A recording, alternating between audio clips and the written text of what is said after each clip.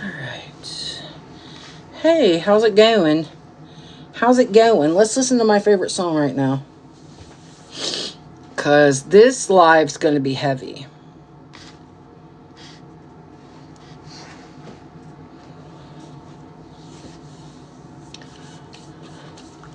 Alright. Am I ready? Are you ready? You ready for it? You just woke up from a nap. This one's going to be heavy. This is going to be me talking about my story. This isn't about anybody else. This is going to be solely about me. All right. Hold on.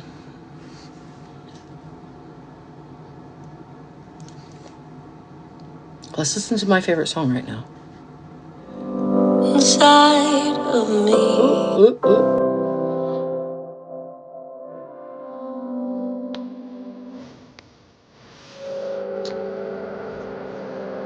Hey.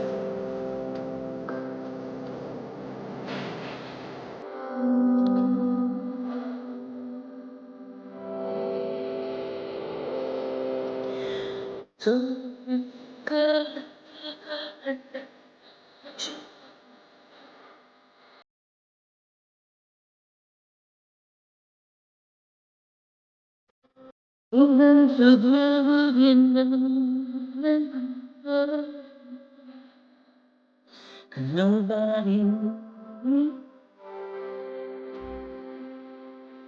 tell me the truth, make it a good life.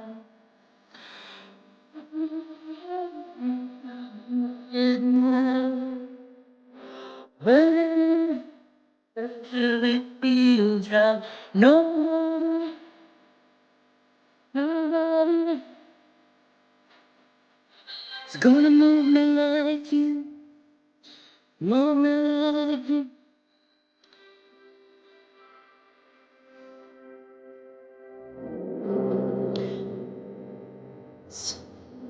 When you come for me,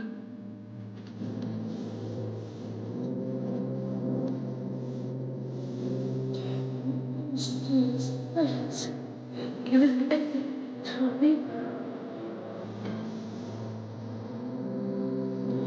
The way keeps going, passion and burning down.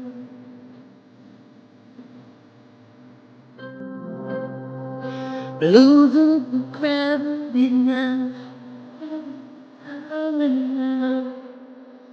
'cause nobody knows. Oh, tell me that you make it like me, the midnight.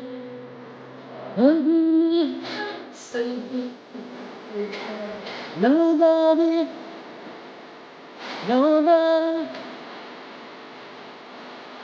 gonna move me like you, gonna move me like you.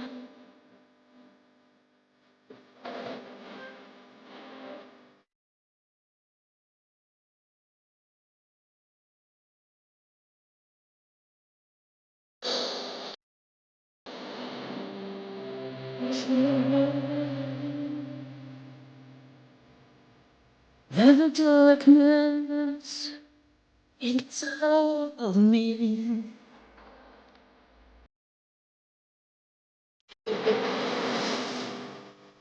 I need to make it a good life. Take it to the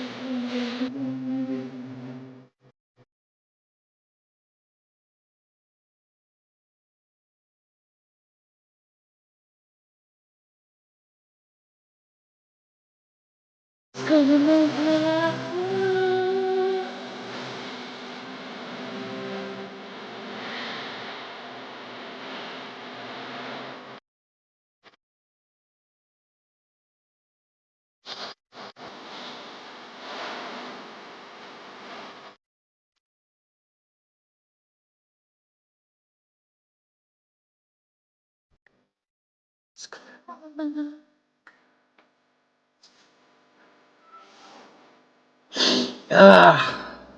God. I'm good. I'm gonna tell a story. I love that song. So, somebody sent me a song on here and I made a video. It's the last video I put up. You know, everybody has a story, right? And on my other page, I told a lot of it. But I didn't tell all of it. And in order to tell all of my story, you have to literally go back to 1978.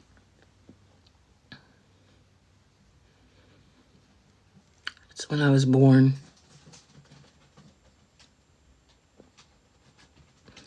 To two people who wanted me.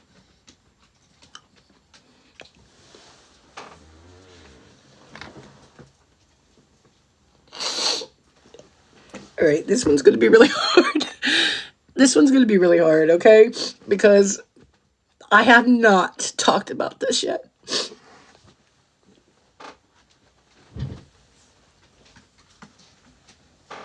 I don't even think that I'm still ready. I'm going to do it anyway. Because everybody has a story and it should be heard and it should be told. And people need to understand why sometimes people are the way they are. And I hope by the end of this live, people understand more of the reason why I am the way I am. So in 1978, I was born to my mom and my dad, who were married, who loved me, who wanted me. My parents met. My dad was a sheriff's deputy at the time, and my mom was a dispatcher at the sheriff's office. And they fell in love, got pregnant, got married, got pregnant. And then my dad wanted to make more money.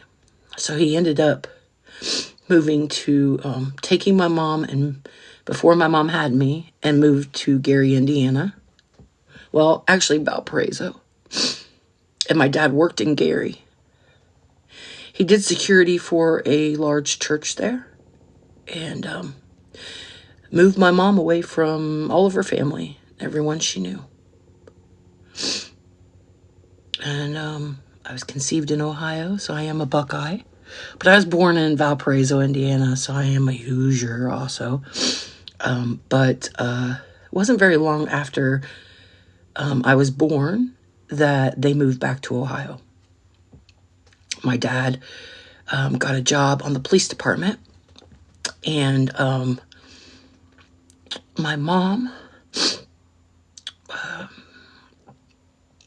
worked as a waitress and did all kinds of different jobs.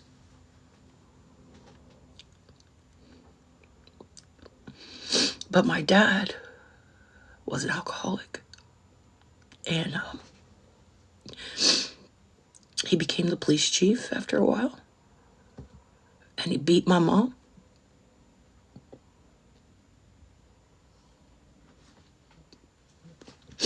My brother was born.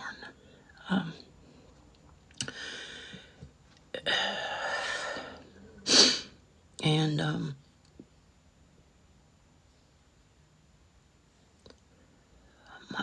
he beat my mom.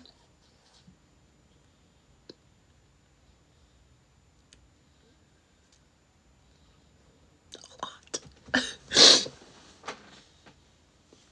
And she had nobody to go to because my dad was the police. My dad was the police.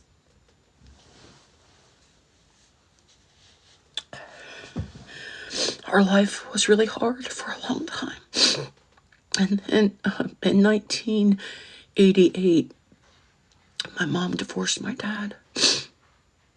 And it wasn't even a year. I think it was in 87 they got divorced. In 88, my dad well, hold on, let's rewind. My dad slept with every bitch in town. He was a cop. Women think cops are sexy, right? And so he slept with everybody in the town, and my mom divorced him, and then my dad just kept wanting to get back with her, and my mom said, well, the only way I'll get back with you is if we move over to where my mom lives, and we go to church, and so we did. But we packed up in the middle of the night, and we left the next day. I didn't get to tell my grandparents or any of my family bye, because my mom and dad thought that if nobody knew where we were, that was best, because all the bitches in town were just going to ask my grandparents where my dad was. And so it really wasn't fair to me and my brother.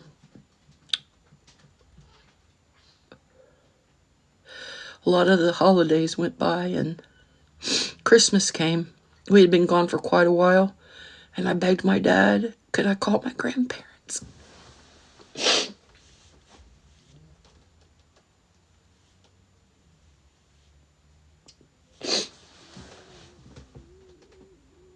And he said yes.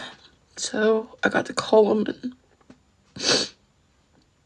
I'll never forget my grandma's voice. I will never forget my grandpa, my best friend. You know, before we even moved, though, my dad beat my mom so much that she couldn't think straight. She couldn't think straight. She didn't know what to do. And so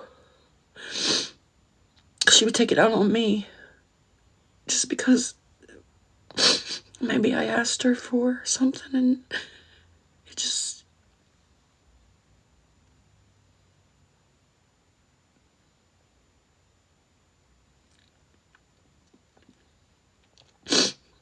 it was always taken out on me. My dad, my mom.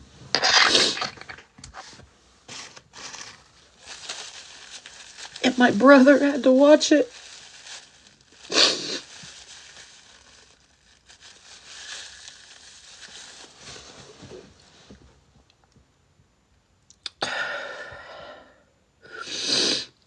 For years, he would drink, even though we were in church. They would fight, argue, scream. He would hit her. I was a junior in high school, and I was like,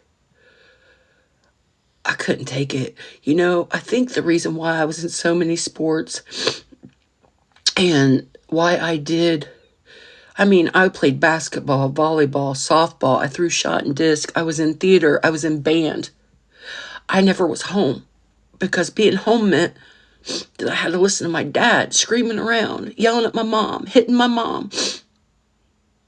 But when I was a junior in high school, he went to go for my mom in the kitchen, and I don't know what happened, but I stood between him and my mom. And I told him, hit her again. Hit her again. And I will end this. Hit her again. I said, you need help. You need help. Well, he went and got help. He went and got medicated. They said he had a chemical imbalance in his brain.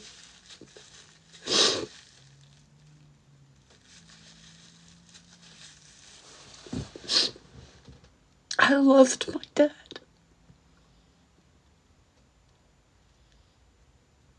And I never understood why. But he was abused when he was younger. And not that it makes it okay, but he was abused.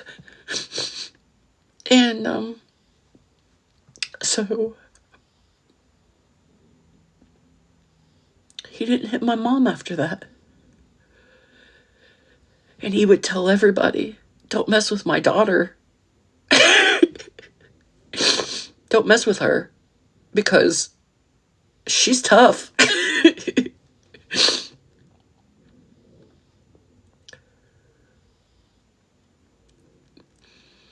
And then I grew up,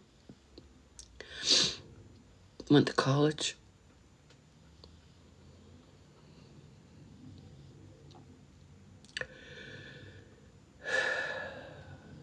Moved to Columbus. Met a guy. Told him, I was like, I think I like women. And he was like, well, why don't you go and explore that? So I did. Met this girl online, and we kissed, and I knew right then. I didn't do it. We didn't do anything else. I kissed, and I knew I was gay. I was like, I'm gay. Like, that's all it took. I'm gay. I went home that night, well, the next day, and I told the guy, I said, listen, I'm gay. Like, I am. He's like, okay. So he slept on the couch. We had a roommate at the time, and he went and slept on the couch, and I had the room to myself. And then I got online, and I was on this site called gay.com, and I went into the BBW room because I was really girly, and I'm a really big person. And I went in there, and that's when I met Jamie.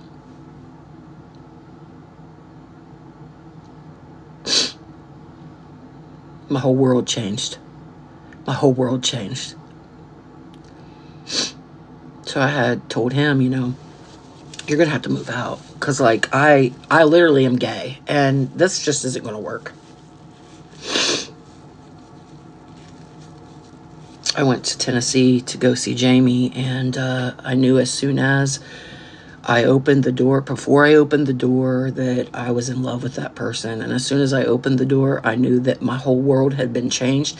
And I will probably go to my grave loving this person.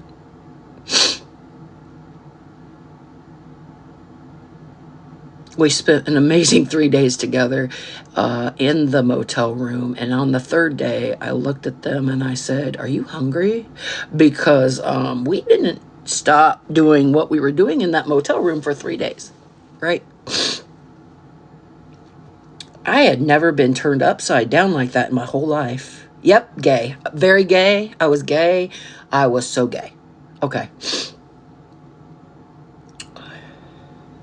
Come home.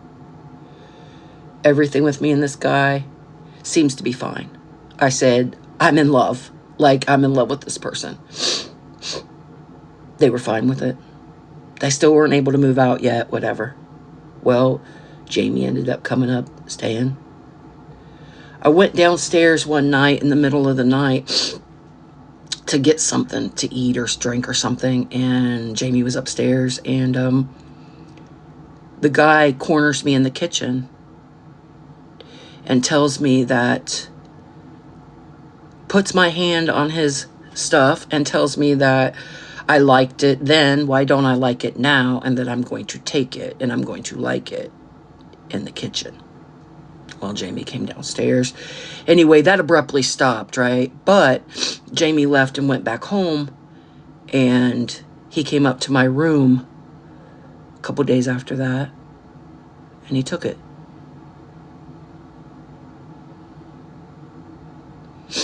He took it. He took it. Anyway, he shortly left after that because I was fucked in my head over it.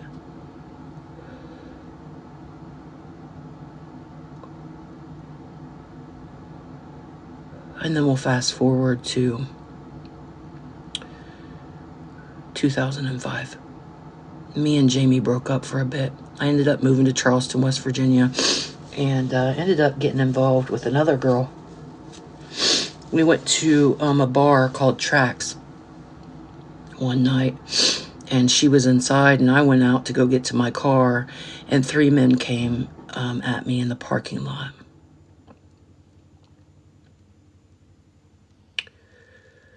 saying, oh, you think you're a man? No. And I was outnumbered.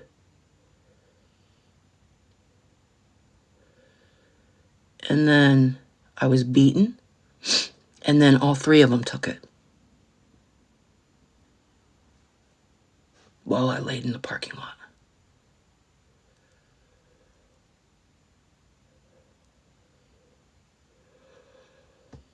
Let's fast forward to 2011. Me and Jamie reconnect, and they move up here. They ask me to marry them, and I do. 2019, Jamie turns into James. I thought that I would never be enough because I thought they're transitioning into a man. I look like a man. They're not going to love me. I'm not girly enough anymore. I'm not this. I'm not that. Transitioning was really hard on both of us because I fell in love with a woman. I married a woman. They transitioned into a man. And every day I looked at them and I could still see their eyes. Their eyes were always the same. Everything else was changing all around. Everything was changing, but the eyes was always the same.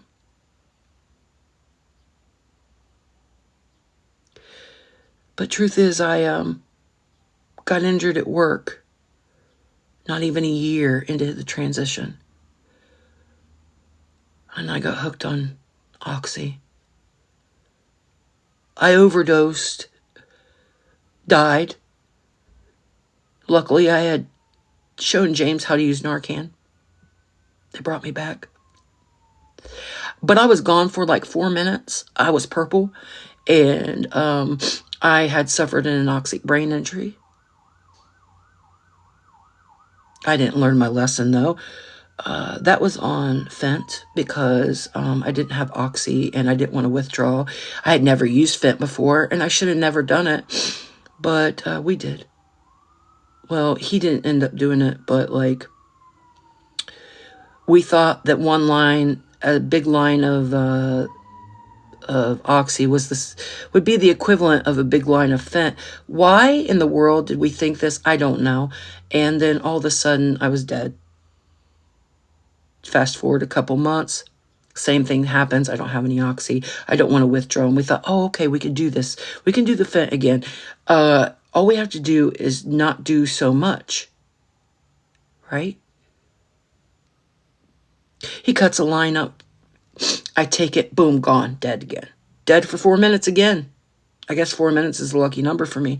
And so he Narcaned me twice. One nostril up, both nostrils, whatever. I came back. I was calling him daddy, but in a little girl's voice. Not because I was like, ooh, daddy, but I, for some reason, kept saying daddy because I think I was trying to get my, like, say, I think I was trying to, like, call out to my dad. I had piss and shit all over myself, and he cleaned me up, changed my clothes, but I had to go to the hospital because I was not okay.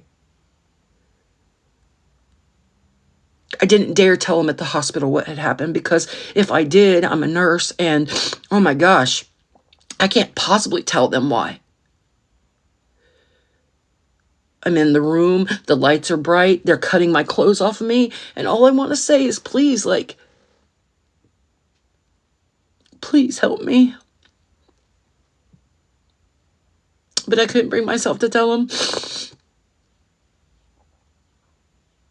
My brain was so fucked up. My brain was so fucked up. I had all kinds of things wrong with me.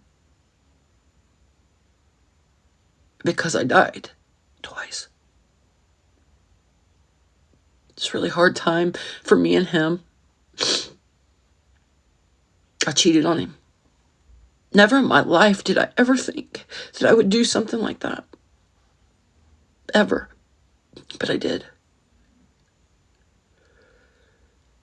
And I kept walking out the door.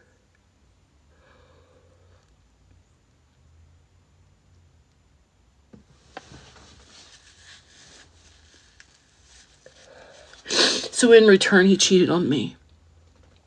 And he left me when I was asleep. I thought we were working on everything, getting things back to normal, but that's not what was going on at all. And he left me when I was sleeping. It caused me to have horrible abandonment issues. And then 10 months later, his girlfriend's like, I'm tired of living your life. Have your husband come home. I flew him from Oklahoma to Columbus. We tried again. I thought we were trying, but not really, because he never stopped with her. And then I went to sleep again one day, 11 months later, and I opened my eyes and he was gone. I hated myself. I hated myself so bad that I didn't care what situations I put myself in, because I didn't love myself anymore. Because of the one person that I loved more than anything, I fucked it all up. And then he fucked up. We both were fucking shit up.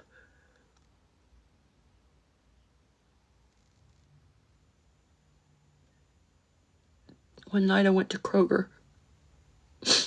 And I was in there, and I was wearing a pair of joggers, a sweatshirt, hat backwards, of course.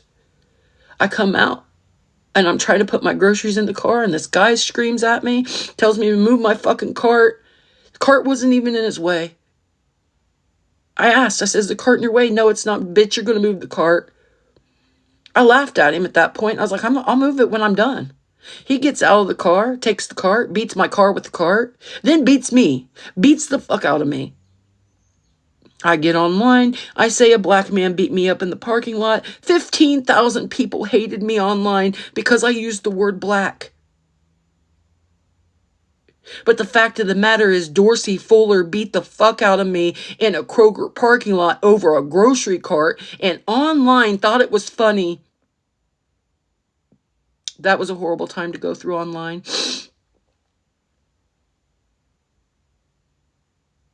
All because I used the word black. I met this girl. She shared the same last name as Dorsey Fuller.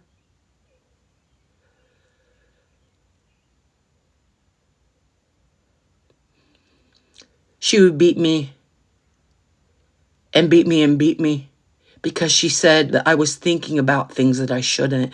But she didn't know what was in my head. I was sitting looking out my window one day, and she just came up and slapped the fuck out of me. And I was like, what the fuck? And it was downhill from there. I had my nursing license still. Every time someone would hurt me, I would never touch a person back, because you can't harm another individual and keep your nursing license. It is do no harm. So I took it, and I took it, and I took it. And she raped me in my bed over and over and over. And red stuff was everywhere. Not just once, not twice. I lost count how many times she did it to me. I called her mom saying, please, you've got to come and get her. You've got to get her out of my house. She told me it was my problem. Until one day she wanted to go to her storage unit, which was in Springfield, where she's from.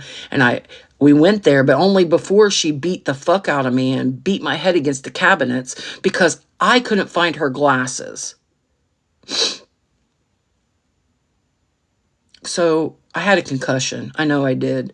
I wasn't thinking properly, but we went all the way to Springfield.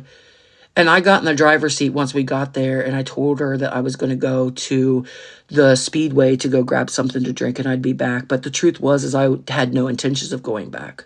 I texted her mom to tell her that I left her at the fucking storage unit, but she had already beat me to where I didn't even know who I was anymore. She had already taken everything from me over and over and over again. I allowed her to come back to get her things. And she grabbed a pair of scissors. And I went to grab them from her, and she knocked me down and kicked me in my back over and over and over until I pissed and shit myself in my floor because I have a back injury. And she laughed and stood over me and spit on me and kicked me some more and spit on me some more. I told her I was calling the cops. She then took the scissors and cut her arms and said that she would tell them that I did it. I still had my nursing license intact, active. I kept quiet because I know how it is here in Ohio. If you both fight, or if you fight back and somebody says this and you say that, you both go to jail here. I didn't want to lose my license.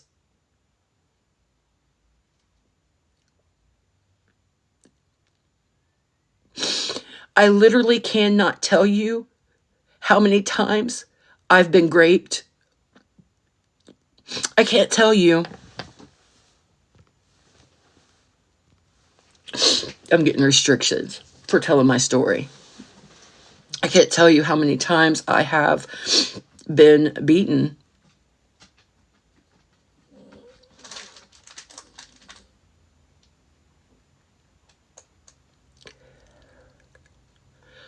I can't tell you how many times a man has walked up to me and told me that if you want to be a man, I'll show you what it's like to be a man. All because of how I look. All because I'm confident in who I am.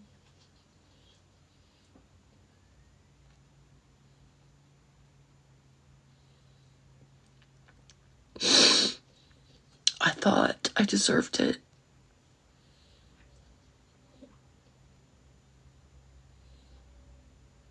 I thought because I cheated on my husband that I deserved every single thing that came my way. It took me a long time to get up off my knees. It took me a really long time to stop hating myself.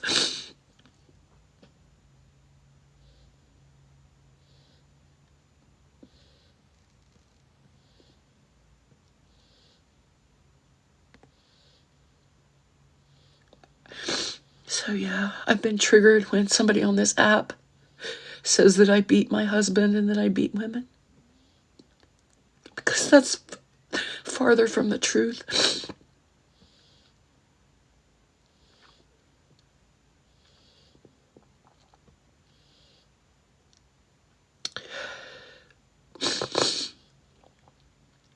I love my husband with every part of me. And I wish that I would have never fucked up.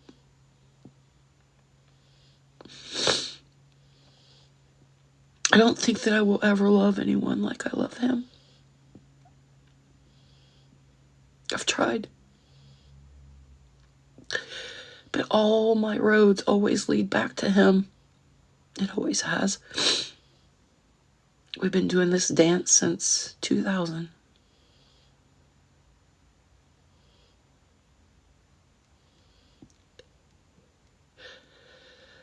I have been clean since February 25th of 22.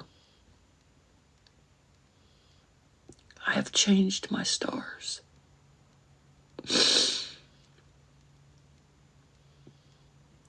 So when people on the internet think that they're going to get a dig at me, when people on the internet think that they're going to hurt me, you cannot hurt me.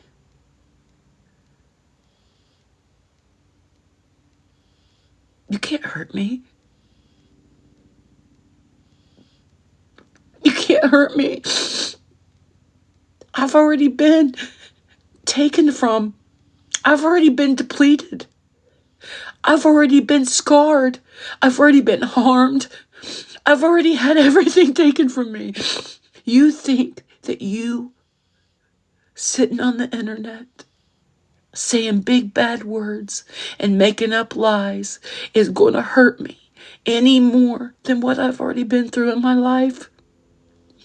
Not a chance.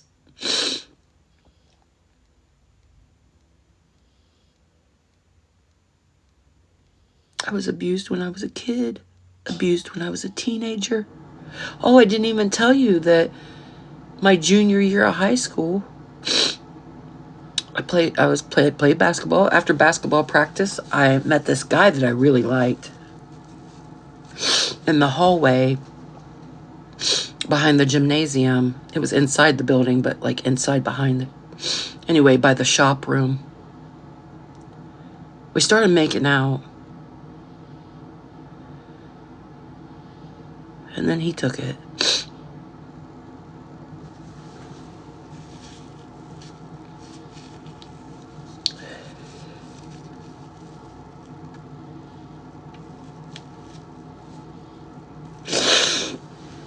I don't know why some people have the life that they have, or why, I don't know. I don't know why some people are harmed in this world, in this life. But I've been through my fair share of tragedy, my fair share of abuse.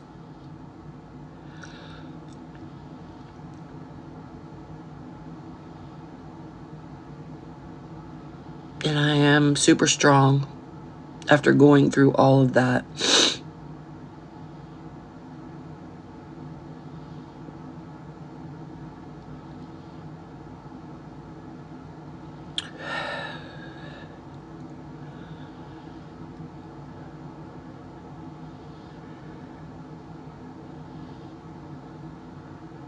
I don't know why some people are born into families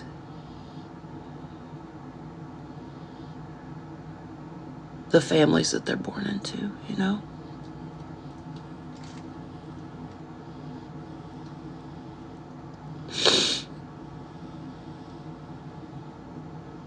But my dad's gone now. He's gone.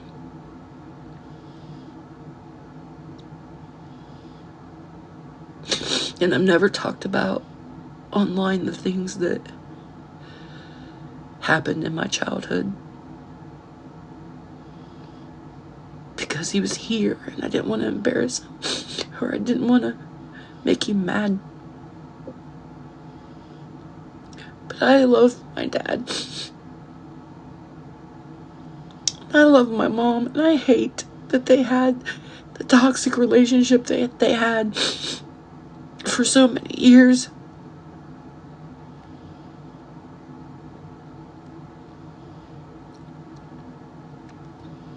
And every time I got hurt by somebody, I would regress back to that little girl.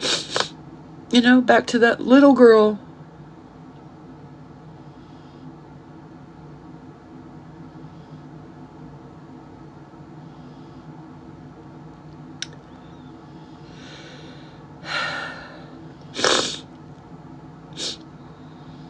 DV is wrong. 1000%. It's horrible. I watched my mom go through it. I've went through it. SA is wrong.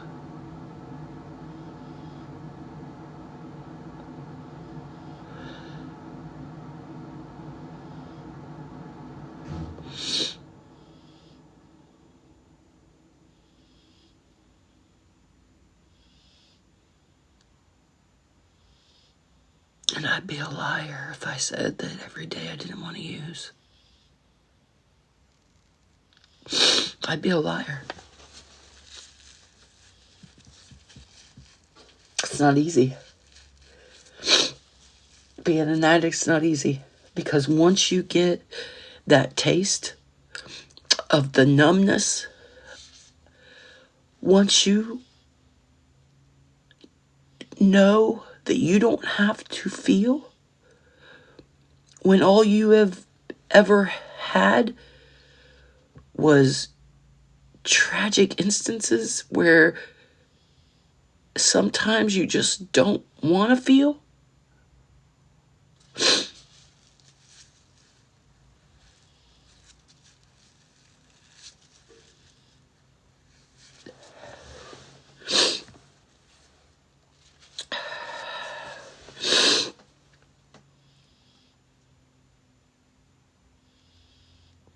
But I'm not a perfect person. But I will say that I've never harmed a person like that. Not like what people are accusing me of that have no proof of fucking anything. Like, and it's so harmful to say things like that about people who you have no idea. I've been beat with a belt since I was 3. 3.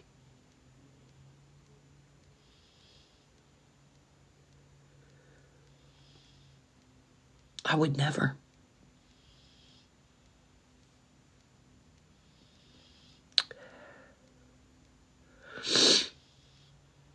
In fact, like, I wish my other page was still up because you could see when I first came to the app how naive I was to the internet.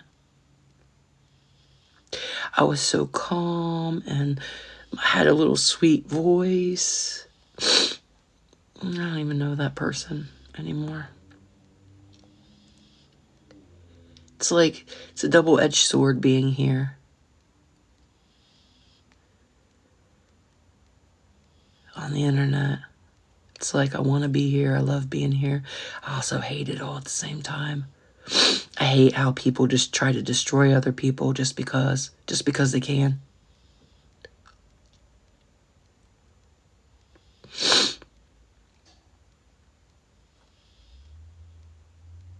But I've never told my whole story. And this isn't even the whole story, but this is as close as it's probably going to get. Because I can't talk about all of my childhood. So,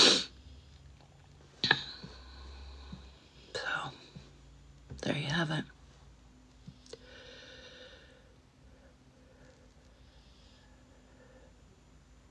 There you have it.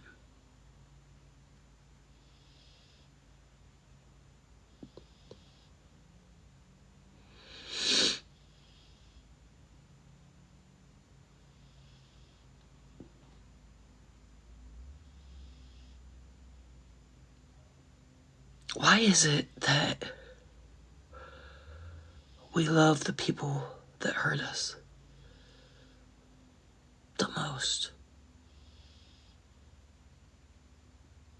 Am I stable? Do I say non-stable? I'm crying because I'm talking about my trauma. I'm stable.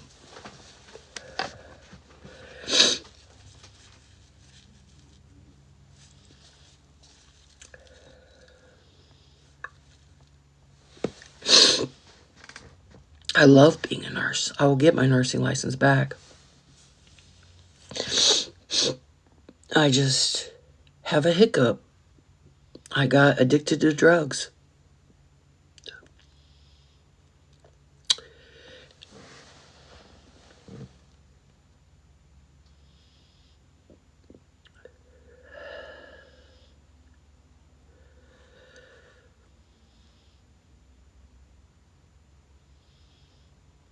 I actually love people. I love to help people. You know, when my nursing license got suspended, I started helping people online because I couldn't help people in the capacity that I had been helping them. But I've always been that type of person. I've always been the person that wants to help others.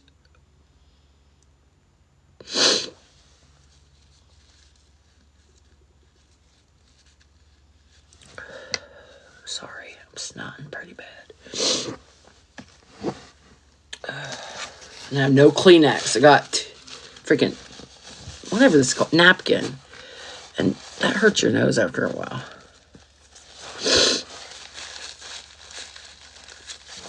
Anyway, the haters are reporting my videos. I got one where the sound got removed. Literally, I was being hilarious and my sound got removed. People don't like the truth. When the truth comes out. They don't like the truth. I think the truth scares them.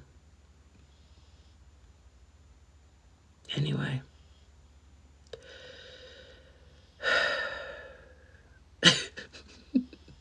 I was thinking about you.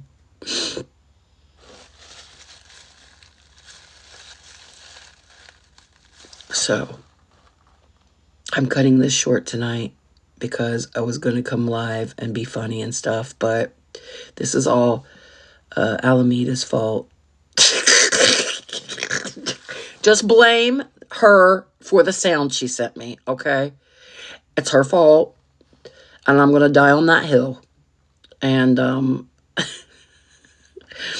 it just made me think about my own story, and that I'm not going to have people say stupid ass shit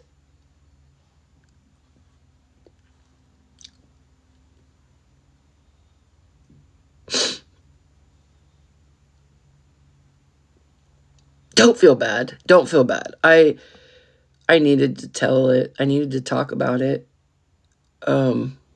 Because I'm not the only one. There are tons of people out there that have abuse stories, that have been abused multiple ways. You'll take the blame. You're okay with it.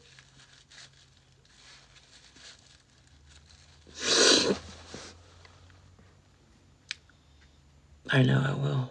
I've been struggling, though. I paid the price. Karma came, and karma took a chunk of my flesh. And I've paid the price. And all I can do is just tell my story and hope that it helps others tell theirs. And because everyone's story is important. Everyone's. And when I say that, I mean everyone's story is important. And if you ever think that I don't think that your story is important, then you're lying to yourself, because that's not the case at all. I am one of the most empathetic, compassionate bishes out there. I wear my heart on my sleeve. I just happen to have to get tough. And I actually don't even like that side of me. But I'm tired. I mean, wouldn't you be tired if all this shit happened to you? Like, it's tiresome. And then you come to the internet where you literally want to love on people and have fun and be silly. And then you have people that just want to tear you apart. It is exhausting. It's exhausting. I used to tell my friends all the time, I'm tired. Mandy will tell you. I used to say, I'm tired every day. I would say, I am tired. How much more can I take? I am tired. I'm hoping that there's going to be a day when I don't feel tired anymore. That I feel renewed. I really do. Because I do love myself. I do. I love myself. But I don't love the journey I've had to get here and all the life lessons that I've learned along the way. Sometimes it's been really hard.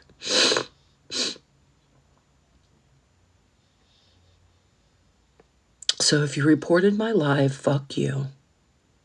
Because everybody should be able to talk without getting reported. All right? Especially when I was being sincere, telling something that was very sensitive to me.